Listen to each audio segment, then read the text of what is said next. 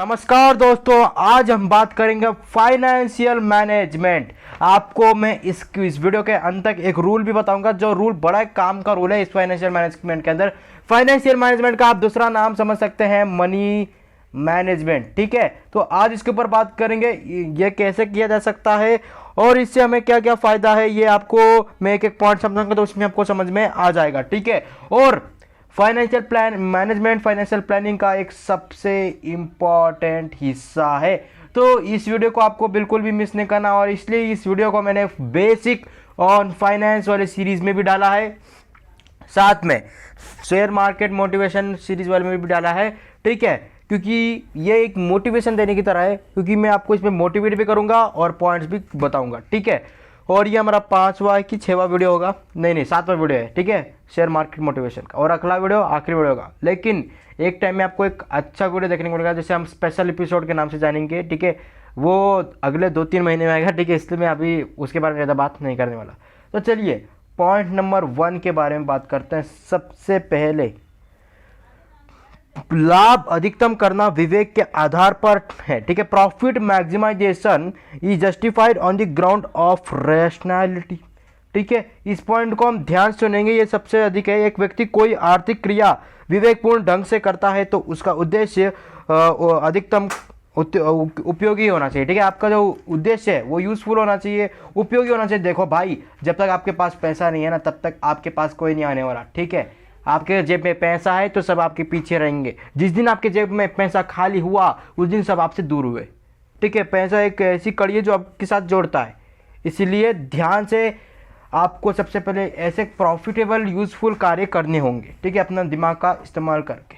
ठीक है, point number 2 है आर्थिक कुशलता, इंडिकेटर ऑफ इकोनॉमिक एफिशिएंसी। ठीक है, आप इसे ऐसे समझ सकते हैं।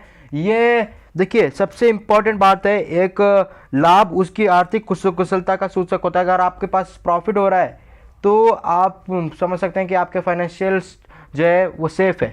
ठीक है, लेकिन जिस दिन आप में लॉस हुआ तो आपको थोड़ा बहुत डर लग जाएगा, और पैसे भी अगर पूरे डूबते गए तो आपके पैसे पूरे डूब जाएंगे। फिर से मैं वही पॉइंट लाऊंगा, जब तक आपके पास पैसा है तो दुनिया के साथ है, अन्यथा नहीं है। ठीक है, क्योंकि सच्चा इंसान वही होता है जो आपके हर दुख सुख में साथ हो। ठीक है, ऐसा नहीं है कि कोई ऐसा है, इसलिए मैं बोल रहा हूँ पैसा है तो वो है। ठीक है, अब मैं और एक बात बताऊंगा आगे। ठीक है, आप सिर्फ पैसे के ऊपर मत भागना, सिंपल सी बात है, पैसे के पीछे आपको नहीं भागना है। ठीक है, क्योंकि पैसे को अपने पीछे भगाना है मेन बात।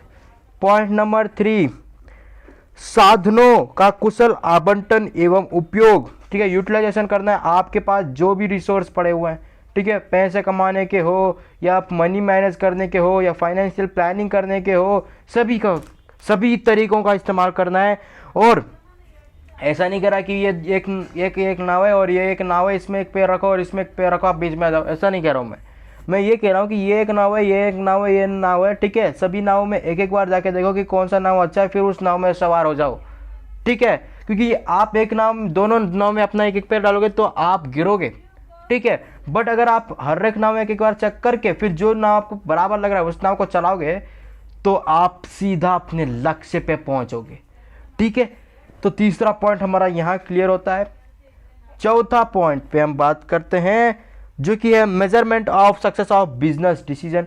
ठीक है, याद रखना, आपको ऐसे डिसीजंस लेने हैं जो आपके बिजनेस हो, ठीक है, आपके पैसे को बढ़ाए ना कि घटाएं।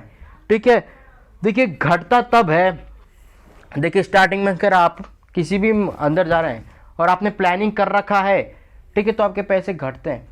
लेकिन जैसे जैसे आप देखोगे तो उसका जो है ना, वो प्लानिंग आपने कर रखा है तो आपके आगे जाके पैसे ऊपर आएंगे, अगर बिजनेस भी बढ़ेगा। बट अगर कोई स्टार्टिंग में बढ़ रहा है, इसका मतलब ये नहीं है कि लास्ट में भी बढ़े, धीरे धीरे वो खत्म होता जाता है, ऐसा मैं कह रहा हूँ। ठीक है, तो 5वें पॉइंट पे बढ़ते हैं।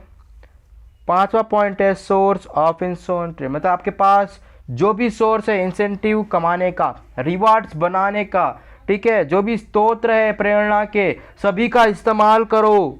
ठीक है, प्रॉफिट मैक्सिमाइज करो और लॉस को मिनिमाइज करो, एक इंपॉर्टेंट बात है। ठीक है, सबसे इंपॉर्टेंट बात है कि आपको अपना प्रॉफिट मैक्सिमाइज करना है।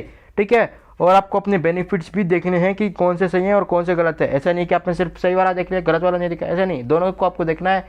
आपके अंदर क्या कमी है झांक के देखो, आपको सब कुछ पता चल जाएगा। ठीक है मेरे दोस्त, जब तक आप अपने अंदर नहीं झांकोगे ना तब तक आप नहीं सुधरोगे। सच्ची बता रहा हूँ, आपको झांकना ही पड़ेगा। ठीक है, अब ऐसा नहीं है कि झांक के आप 24 घंटा सोचते रहो कि मेरे पास ये बुराई है मैं कैसे छोड़ूं। भाई एक ही बार में नहीं छोड़ा जा सकता। ठीक है, पहले एक दिन छोड़ने की ट्राई करो, फिर 2 दिन बढ़ाओ, अगले हफ्ते, तीसरे हफ्ते 3 दिन बढ़ाओ, बढ़ाते जाओ हर हफ्ते। ठीक है, एक ना एक हफ्ते 7 दिन आएंगे ना, उस दिन आपकी जो वो खराब आदत है वो कम हो जाएगी। ठीक है, पूरी तरह खत्म धीरे धीरे होगी लेकिन बहुत कम हो जाएगी धीरे धीरे। समझ रहे हैं बात को? तो मैं आपको एक बात बताता हूँ, रूल मैंने जो कहा था, रूल मैं आपको लास्ट में बताऊंगा। रूल है 50-30-20। ये रूल सभी इस्तेमाल करते हैं, बड़े बड़े अमीर लोग भी इस रूल का इस्तेमाल करते हैं। अब इस 50-30% को मैं समझाता हूँ। ये देखिए जो भी है ना ये परसेंट में है, क्योंकि अगर आप इस तीनों को जोड़ोगे तो आपको 100 मिलेगा। ठीक है, टोटल गुण आपको मिलेगा 100 मतलब 100%। अब इन परसेंट को डिवाइड किया गया है। ठीक है, मैं आपको बताऊं, पैसे को आपको अपने पीछे भगाना, आपको पैसे के पीछे नहीं भगाना है। पैसा सब कुछ नहीं है, पैसा सब कुछ नहीं है, लेकिन सब कुछ पाने के लिए पैसा जरूरी है।